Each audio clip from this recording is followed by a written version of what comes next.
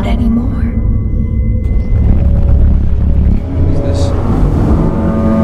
Per your NDA's communications are monitored. You will be watched. So if he's listening for aliens, then it's... He's doing it right here. And this... Dr. Glassner?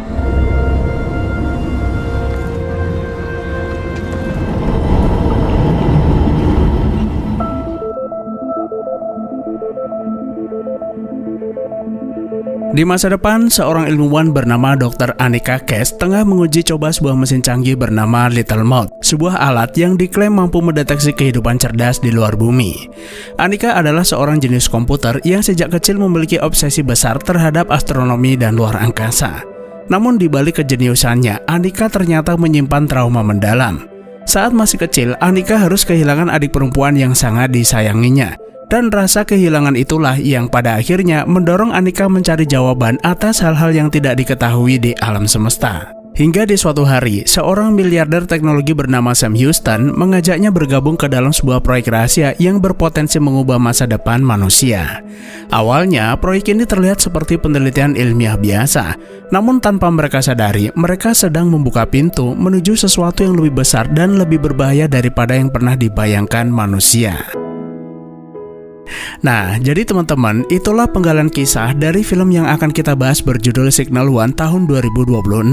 Sebuah film fiksi ilmiah misteri tentang perjuangan seorang ilmuwan dalam mencari jawaban atas pertanyaan terbesar umat manusia. Apakah manusia benar-benar sendirian di alam semesta? Atau memang ada kehidupan lain di luar sana? Lantas, apakah mereka akan berhasil? Kita langsung lanjut aja ke filmnya. Okay, are you ready to meet your little sister? Sejak kecil, Annika tumbuh dalam keluarga yang penuh kasih sayang. Kehidupannya menjadi semakin ceria ketika sang ibu melahirkan adik perempuan bernama Clara. Annika begitu menyayangi adiknya. Mereka bermain bersama, menghabiskan waktu berdua, dan menjadi teman yang tidak terpisahkan. Namun kebahagiaan itu hanya berlangsung sesaat. Suatu hari, adiknya tiba-tiba pingsan tanpa tanda-tanda yang jelas. Sayangnya, meski para dokter berusaha sekuat tenaga, nyawa gadis kecil itu tidak terselamatkan. Bagi seorang anak kecil, kehilangan adik yang selalu menemani hari-harinya tentunya meninggalkan trauma yang mendalam. Namun pada akhirnya, Annika mulai mempercayai bahwa di balik kematian adiknya pasti ada jawaban yang belum dipahami manusia. Sejak saat itulah, Annika terobsesi mencari makna kehidupan serta mengungkap berbagai misteri yang tersembunyi di alam semesta ini. Suatu hari, di sebuah forum teknologi, seorang miliarder visioner bernama Sam Houston mengatakan kehidupan biologis manusia hanyalah sebuah tahapan. Butuh waktu 6.000 tahun bagi manusia beralih dari lintah ke alat pacu jantung. Namun dari alat pacu jantung hingga berhasil memodifikasi genetik manusia hanya butuh 60 tahun. Bahkan hanya butuh belasan tahun ketika manusia akhirnya berhasil menciptakan kecerdasan buatan. Who does Sam Houston consider a visionary? Sam mengaku banyak orang menyebutnya miliarder visioner berkat kesuksesannya mengembangkan teknologi panel surya. Namun julukan itu sebenarnya nggak tepat karena faktanya bukan dia yang menciptakan matahari. Look, people call me a tech visionary. Para visioner adalah orang yang melihat hal-hal yang tidak dilihat orang lain. Lalu di hadapan para audiens, saya menunjuk salah satu penonton yaitu Annika Cass, orang pertama yang berhasil memotret materi gelap. Sebuah fenomena misterius yang selama puluhan tahun hanya menjadi teori di dunia sains. Baginya, temuan tersebut hanyalah satu dari serpihan misteri yang bisa ditemukan manusia di luar batas ilmu pengetahuan. Would you please raise your hand? Annika Cass. Annika? Usai pertemuan, saya menemui Annika kemudian mengaku dia adalah penggemar beratnya dan sudah membaca beberapa karya ilmiah buatannya. Menurutnya, Annika adalah seorang visioner sejati. Hanya sedikit ilmuwan yang mampu melihat alam semesta dari sudut pandang yang berbeda seperti Annika. Menemukan materi gelap bukanlah hal yang mudah, dan kebanyakan orang tidak menyadari betapa pentingnya arti dari temuan tersebut. I want to offer you a job. Di balik kekagumannya, Sam penasaran sebenarnya apa alasan Annika melakukan penelitian yang begitu rumit hanya untuk menemukan sesuatu yang dianggap tidak ada. Annika mengaku tidak memiliki alasan khusus, tapi mungkin dia hanya ingin tahu apa yang sebenarnya ada di luar sana. Jawaban sederhana itulah yang pada akhirnya membuat Sam meyakini dia menemukan orang yang tepat. Sam bermaksud ingin mengajaknya bergabung ke dalam sebuah penelitian rahasia di sebuah pulau terpencil Karibia. But I'm not the kind of scientist who hunts for aliens. Andika tidak bermaksud menolak tawaran Sam, tapi dia bukanlah tipe ilmuwan yang menghabiskan seluruh waktunya hanya untuk memburu alien. Sam menjelaskan tujuan proyek ini bukan sekedar menemukan, melainkan untuk memahami alam semesta itu sendiri. Alien mungkin bisa ditemukan hanya dengan mengirim sinyal radio. Menurutnya, sejak Andika menemukan materi gelap, ada begitu banyak misteri yang masih menunggu untuk dipecahkan. Sam percaya manusia tidak sendirian di tengah kegelapan alam semesta. Bahkan menurutnya, kegelapan itu telah menjadi bagian dari kehidupan manusia itu sendiri. There's more up there. Entah kebetulan atau bukan, visi Sam seolah menjadi jawaban atas pertanyaan yang selama ini berusaha dipahami Andika, yang pada akhirnya membuat Andika berubah pikiran dan setuju bergabung ke dalam proyeknya. Charlie Kaminsky. Lalu di perjalanan, Andika berkenalan dengan insinyur elektronik bernama Charlie yang bertugas menangani peralatan laboratorium. Charlie penasaran apa alasan ilmuwan introvert seperti dirinya mau bergabung dengan proyek ini. Andika menjawab, selama Sam gak nyuruh dia nyari alien, sepertinya gak ada masalah. Mendengar itu, Charlie menertawakannya, karena alasan dia bergabung justru karena Sam menjanjikannya menemukan alien. I am an electronics engineer. Welcome to the island. Thank you. Sampai di pulau tersebut, Andika mendapati fasilitas penelitian itu ternyata jauh lebih kecil dari yang ia bayangkan, dan hanya terdapat sekitar 10 orang yang bekerja di sana. Meski sedikit, mereka dipimpin oleh seorang ilmuwan jenius dan eksentrik bernama Dr. Glasner. Oh, there we go. Dr. Glasner is waiting for you in the main facility. Di luar dugaan, Glasner malah mengaku dia ini bukan tipe orang yang senang bekerja di dalam tim. Dan faktanya, tempat ini sebenarnya bukan sebuah laboratorium, melainkan obsesi gila seorang miliarder. Alih-alih membeli kapal pesiar atau menghabiskan uangnya untuk bersenang-senang, Sam justru berambisi ingin menemukan sesuatu yang nantinya bisa ia tunjukkan kepada dunia, serta mengubah pandangan manusia terhadap alam semesta. Glasner kemudian menunjukkan Little Mouth, mesin paling revolusioner yang pernah diciptakan manusia. Alat tersebut mampu mendeteksi serta membedakan gelombang radio biasa dengan sinyal asing yang belum pernah tertangkap sebelumnya. Nah, salah satu alasan kenapa manusia belum berhasil menemukan kehidupan di luar bumi adalah keterbatasan teknologi serta metode yang digunakan. Mereka membutuhkan pendekatan yang berbeda untuk melakukan komunikasi yang melampaui batas ruang dan waktu. Does it work? No, yes, and get the fuck away from it. Sejak Andika menerbitkan jurnal tentang penemuan materi gelap, Glasner mulai mempelajari cara kerja algoritma yang ia kembangkan, kemudian mengintegrasikannya ke dalam mesin tersebut. Then we find order in the chaos. Karena penasaran, Andika mencobanya dan langsung dibuat terkesima dengan cara kerjanya. Ditambah, karena mesin tersebut juga menggunakan algoritma buatannya, Andika dengan mudah mengoperasikannya. Okay. Mesin itu mulai menunjukkan pola sinyal asing yang perlahan tersusun secara teratur, kemudian menghasilkan suara unik yang terdengar seperti sebuah bahasa, seolah-olah ada yang sedang berkomunikasi satu sama lain. What is this? Hal ini menjadi bukti bahwa manusia ternyata tidak sendirian di alam semesta. You built a quantum communication device. Can we talk back? Charlie menyadari mesin tersebut adalah perangkat komunikasi kuantum yang bisa mendeteksi sesuatu hingga ke batas paling mustahil.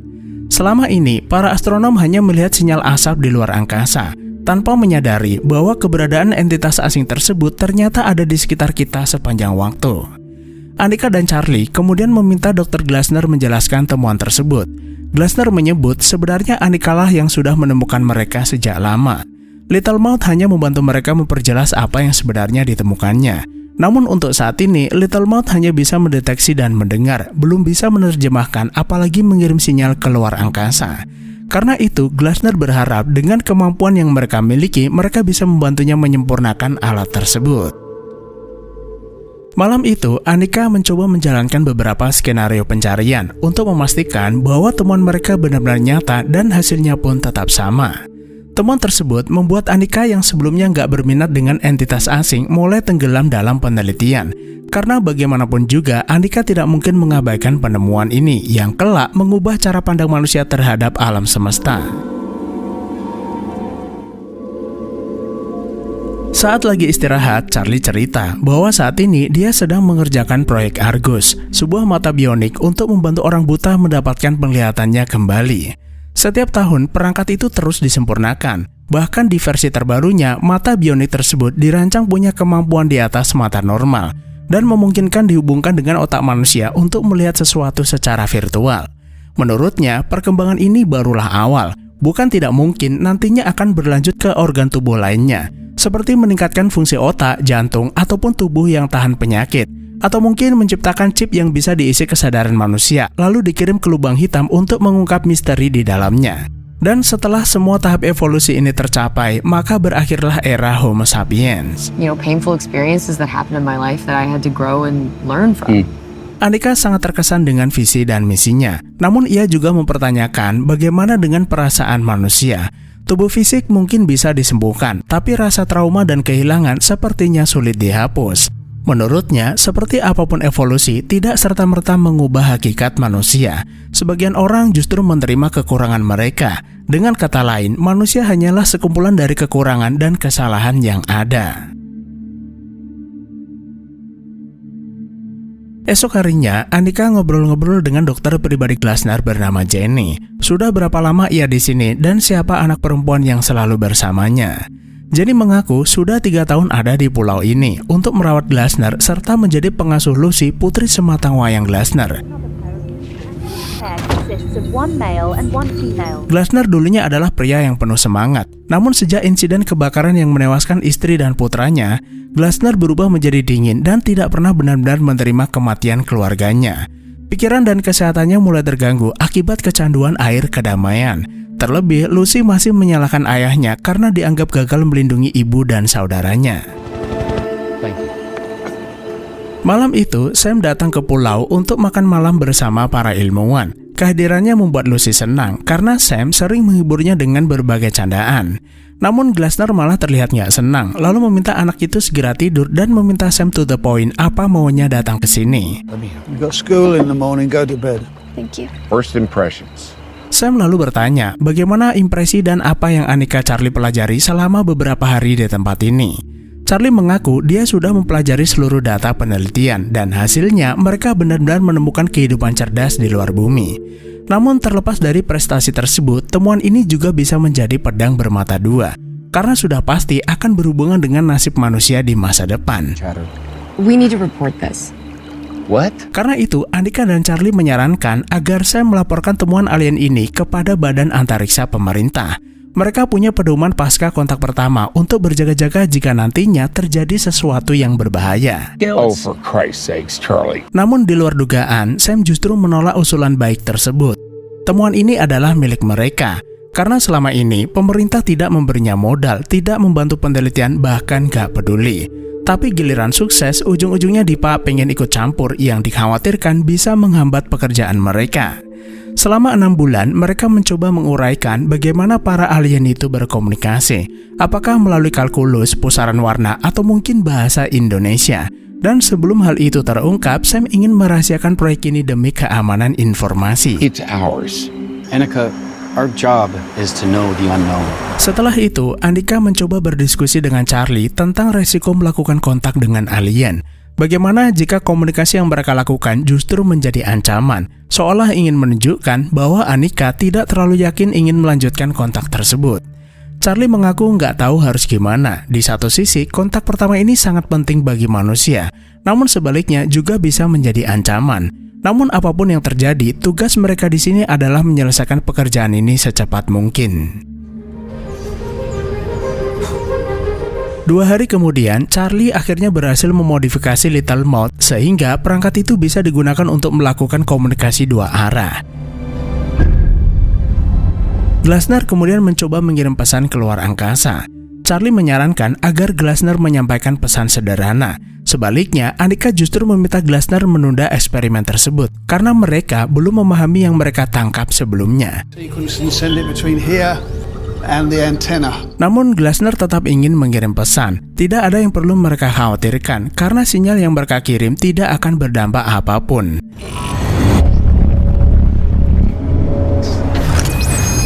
So there's your ta-da!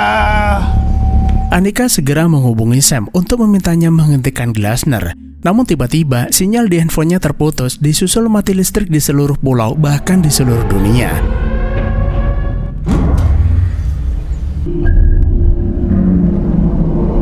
Esok harinya, Annika dan Charlie dibuat terkejut melihat berita tentang kekacauan yang terjadi di seluruh dunia.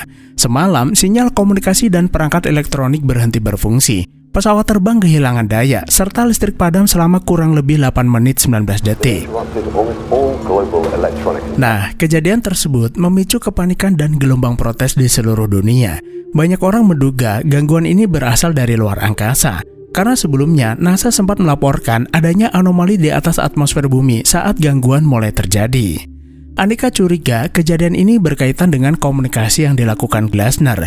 8 menit adalah waktu yang dibutuhkan cahaya matahari sampai ke bumi. Para alien itu sepertinya bukan hanya sekedar membalas pesan, tapi sengaja mematikan seluruh daya di bumi sebagai cara untuk memberitahu manusia bahwa mereka sudah menerima pesan dari bumi. Nah, saat Annika mencoba mengakses sistem Little Mouth, Glasner ternyata sudah lebih dulu mematikannya. He killed it himself. Sementara di luar, saat Lucy sedang bermain layang-layang, kawanan lebah yang terbang di area pemancar tiba-tiba berjatuhan. Dan hanya dalam waktu singkat, tempat itu dipenuhi bangkai ribuan lebah mati. Naasnya, saat layang-layang Lucy jatuh di area pemancar, sesuatu yang tidak terlihat menarik layang-layang itu ke atas dan menyeret Lucy. Beruntung, Glasner yang melihat kejadian itu segera menolongnya. Bersamaan dengan itu, sebuah anomali berwarna hijau muncul di atas atmosfer yang menandakan kedatangan alien. 2 hari kemudian, Sam mendadak dikunjungi Badan Intelijen Negara di kediamannya untuk mengkonfirmasi laporan bahwa saat dunia gelap, perusahaan miliknya diketahui beroperasi tanpa hambatan. Mereka juga mendeteksi anomali misterius yang nampaknya memancar dari satu titik di atas pulau pribadinya. Pihak militer curiga aktivitas yang dilakukan Sam di pulau tersebut menjadi penyebab pemadaman global. Bahkan muncul dugaan Sam sengaja melakukannya demi menambah keuntungan perusahaan panel surya miliknya. Meskipun banyak orang belum menyadari bahwa apa yang mereka hadapi jauh lebih berbahaya dari yang mereka bayangkan. Saat pertama kali terdeteksi, anomali itu hanya sebesar lubang jarum. Hanya dalam 2 hari, pusaran tersebut membesar secara eksponensial hingga ukurannya mendekati sebuah pulau. Bukan tidak mungkin, hanya dalam waktu seminggu, pusaran itu menutupi setengah bumi. Mereka penasaran sebenarnya penelitian apa yang dilakukan Sam di pulaunya. Sam mengaku belum mendapat laporan resmi dari para ilmuwannya dan akan segera pergi ke sana untuk memastikannya. Haven't you done enough already? Annika, I'm telling you, this thing's safe. Kembali ke pulau, Charlie dan Annika terus melakukan analisa. Sampai akhirnya, Charlie menemukan bahwa area di sekitar pemancar merupakan kolom udara yang dikelilingi ruang hampa, seolah ada pipa nggak terlihat di area tersebut. Namun sebaliknya, Annika justru berpikir bagaimana jika udara di tengah bukan sekedar udara biasa, melainkan sekumpulan data. Annika kemudian membakar tumpukan kayu di dekatnya. Asap yang mengepul langsung tersedot ke dalam kolom, kemudian menciptakan pola pusaran sempurna di atas pemancar. Selang beberapa waktu, Sam akhirnya tiba di pulau, lalu memberitahu semua orang pihak militer sedang mengawasi tempat ini, dan mungkin dalam beberapa jam ke depan mereka akan mendatangi tempat ini.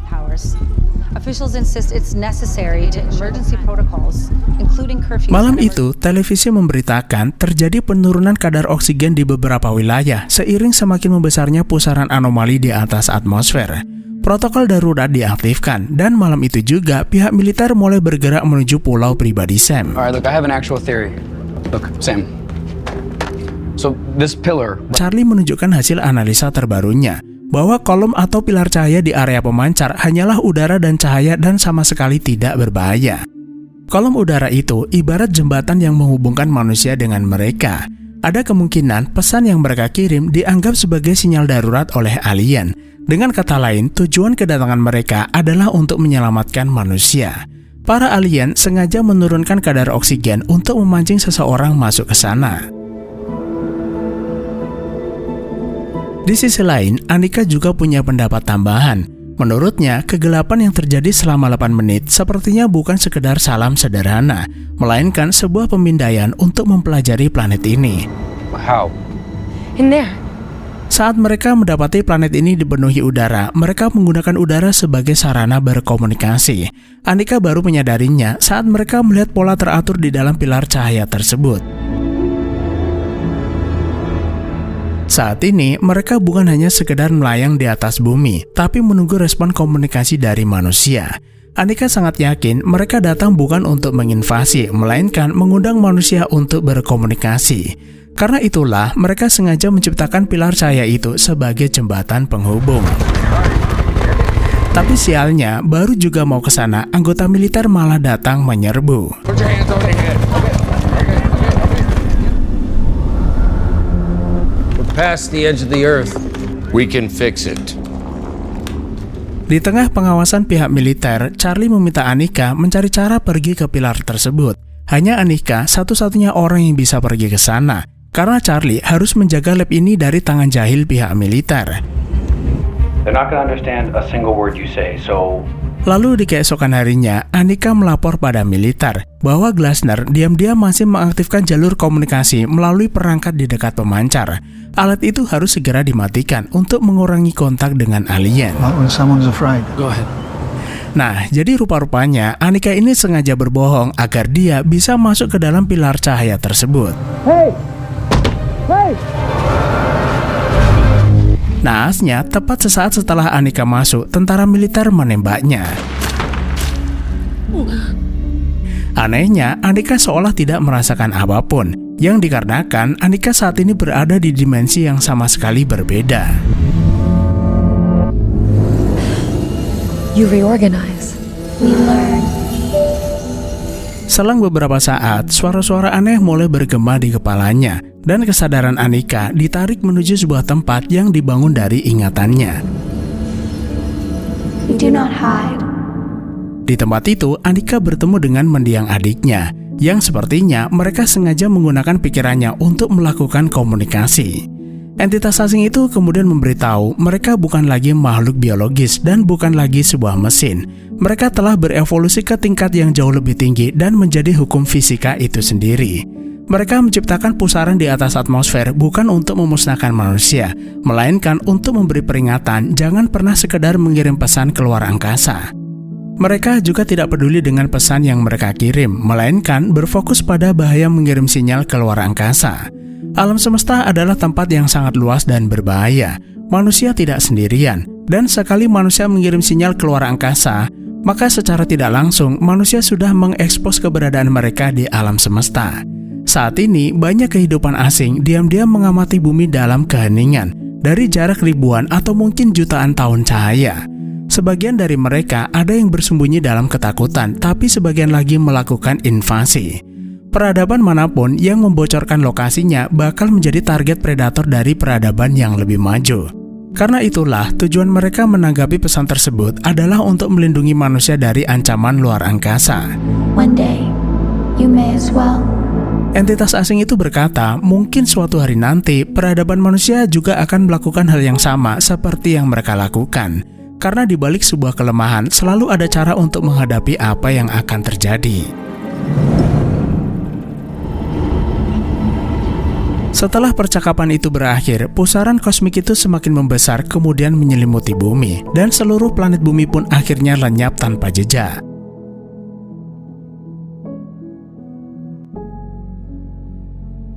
Adegan kemudian memperlihatkan Anika tengah diinterogasi di fasilitas militer mengenai apa yang sebenarnya terjadi dan pesan apa yang disampaikan entitas asing tersebut. Anika menjelaskan mereka tidak berniat menginvasi bumi. Sebaliknya, mereka datang untuk melindungi bumi dari ancaman di masa depan. Pasalnya, sinyal yang mereka kirim keluar angkasa justru mengekspos lokasi bumi ke seluruh penjuru galaksi. Saat ini, bumi masih berada di orbitnya, namun keberadaannya tidak lagi terlihat di ruang angkasa. Entitas asing tersebut sengaja menyelimuti bumi dengan jubah tembus pandang mereka untuk menyembunyikan keberadaan bumi dari ancaman predator planet. Meski hal tersebut terdengar nggak masuk akal, tapi bagi mereka yang sudah menjadi hukum fisika itu sendiri tidak ada yang mustahil. Bahkan mereka juga percaya bahwa suatu saat nanti manusia akan berevolusi seperti mereka dan akhirnya film pun selesai. Nah, jadi teman-teman, inti dari film ini jangan pernah ngirim pesan sembarangan. Jangan pernah mengatakan atau berpendapat tentang sesuatu yang tidak kita ketahui. Karena hal itu bisa menjadi pedang bermata dua bagi kita sendiri. Teknologi memungkinkan manusia mencapai peradaban yang lebih tinggi, tapi tanpa moral justru akan menghancurkan peradaban itu sendiri. Jadi cukup sekian saja, terima kasih udah menonton, sehat-sehat selalu buat teman-teman dan sampai jumpa di next video.